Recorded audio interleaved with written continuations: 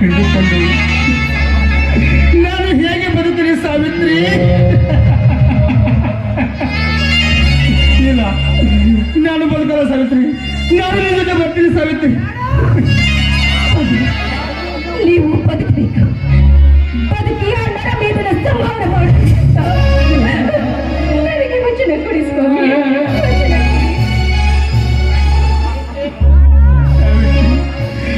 ಹೇಗೆ ವಚನ ಕೊಡಿ ಹೇಳ್ತೀನಿ?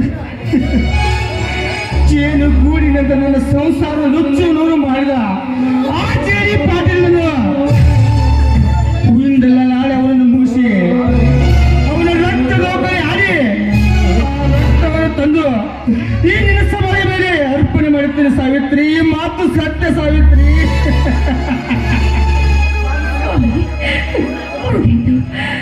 ಮುಗೀತು ನನ್ನದೇ ಭೂಮಿ ಅರುಣ. ಚೆನ್ನಾಗಿ ನೋಡ್ಕೊಳ್ಳಿ.